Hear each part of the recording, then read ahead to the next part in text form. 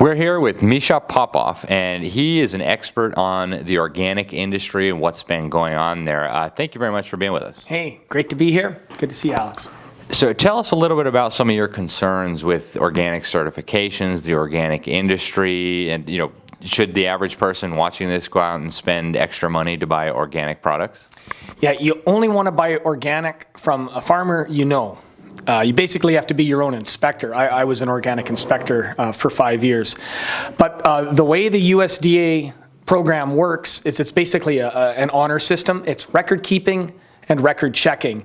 And that's how Bernie Madoff pulled off his Ponzi scheme for so long. He was a darling of the Security and Exchange Commission because his paperwork was always perfect. So he actually gave talks in New York to up-and-coming, financial whizzes from New York University and such on how compliance with regulations makes you a better broker. And everyone knows what happened with him. Well, that's literally what's going on in the organic industry. It's record keeping and then a once annual record checking by guys like me, inspectors that go out and basically look at your records. We'll walk the fields, but the farmer knew we were coming, and there's no field testing. So the standards outline that there should be field testing, but no one enforces that. So this is all a problem here domestically, but then you start introducing foreign suppliers, like in China, Mexico, Turkey. Those are the big three. And then who knows what's going on. And it's still under USDA certification. It's not Chinese or Mexican. So some people think that's good, that it's our standards. But we're basically renting out the USDA name to them. And we're literally letting Chinese inspectors inspect Chinese allegedly organic farms in China and in Turkey and Mexico. And then they get that seal, the USDA seal, on their product that's sold here. And I estimate it's about 3/4 of all the organic food is now being imported into America. So tell us about some of the concerns you have with what's going on in China and with this stuff being certified as organic and then sold to American consumers. What's some of what happens in China? Why should an American consumer be concerned about that?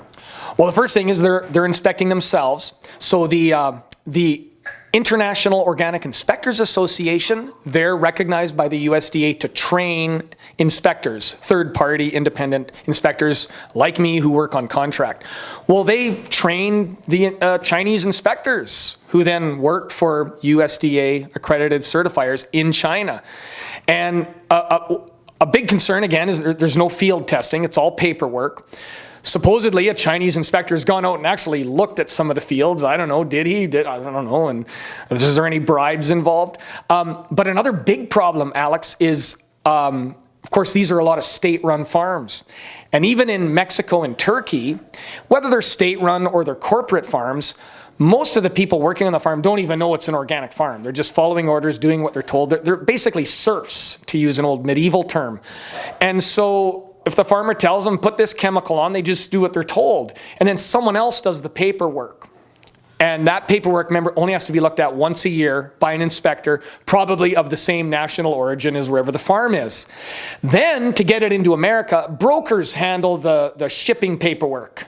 And that's all just handled separately from offices. So there's no connection to the farm, wherever it is in the world. There's no real inspection of the farm. There's no feet on the ground that matter. Like I say, all the hired hands or serfs, they don't even know it's organic. They're just following orders. So there's not even anyone who would blow the whistle in theory if there was anything untoward. And the bottom line is Obama was pretty pro-organic. But during his administration, they found in 2 separate studies that roughly 40% of the organic food sold test positive for prohibited pesticides. Wow, so consumers are paying all this money, and almost half the time they're getting the same pesticides on their food that they thought they weren't getting. So you've written a few books. Tell us a little bit about some of what you've written. What are the things that you think about, and what do you think ought to be done? Well, I wrote one book on the organic industry, and it's called Is It Organic? And it's about my experience. And a lot of what I experienced was troubling because it was going on here. And I like to tell people, you know, if someone's cheating on anything, I mean, goodness, if you're cheating on your spouse, your neighbor might find out. Well, don't worry if you're over in Turkey and you're cheating on your organic certification, because your neighbor doesn't even know it's an organic farm. And neither do, as I said, neither do any of the hired hands. So what I basically outlined was my experience working in Canada and the United States. And then I speculate, but the statistics have now come out since my book was published. But I speculate, well, if it's this bad here, you know, where your neighbor could rat you out to the USDA. You know, losing certification can put you in jail here in America. But they have no authority to put a Turkish broker or farmer in jail. They have no jurisdiction over there.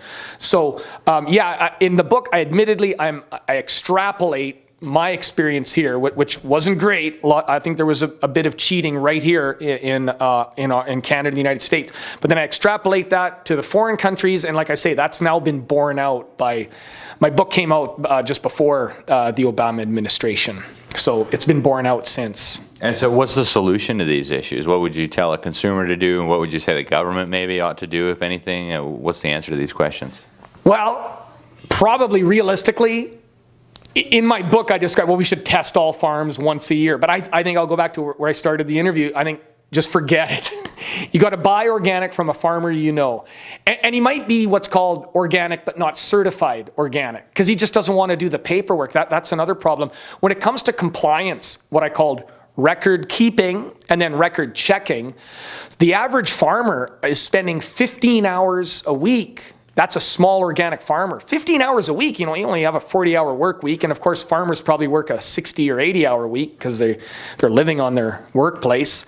But 15 hours a week, what you get is a lot of honest farmers who falsify their paperwork. So they'll just go they're not trying to cheat, but they go out and they do all the work, and then they go, oh yeah, I gotta document that. You know, and so they go back after and they're like, what did I do? And they just make sure it's all filled out. So there's something complete for the inspector to see. And it's really record keeping and record checking. It works for the airline industry, because if they're cheating, an airplane will fall out of the sky. but like someone smarter than me once said, if people waste their money on organic food, no one's going to die. They're just not getting what they think they were getting. So I used to think there was a solution: test every farm at least once a year. It would be cheaper than that record keeping system that I described. Farmers pay about $1,000 to $2,000 for paper certification. Well, you can do a broad spectrum herbicide analysis for like $100, and then you pay the inspector to go collect the sample. So that's what's in my book, Alex. But really, I'm at the point where I think just buy from a farmer you know. Don't go out with your own test kit. Just if you know him and you trust him or her, that's where you get your eggs. That's where you get your wheat. Maybe you got your own grinder and you make your own bread. That's the only way to do it. Very good. And where can people get your book? Where can people learn more about this? You got a website you want to mention? Yeah, now that I write for Culture Wars magazine now, Dr. E. Michael Jones, Culture Wars, he's a Catholic sort of rebel, I guess you'd say. And I'm really focusing on that. I'm probably going to write some organic articles for him, but I've only written about other issues for him so far. And basically, you can still get my book through lulu.com. They're a self-publishing firm, and it's still available on Amazon. I'm amazed. But to answer your question, I don't have a website anymore. I really backed out of all the social media. No more Facebook, Twitter. I just got rid of it all. And I only appear on things like this. And so I think you'll do 100 times more than I ever could, just getting the word out to consumers. Excellent. Well, hey, thank you very much. Yeah, anytime, Alex.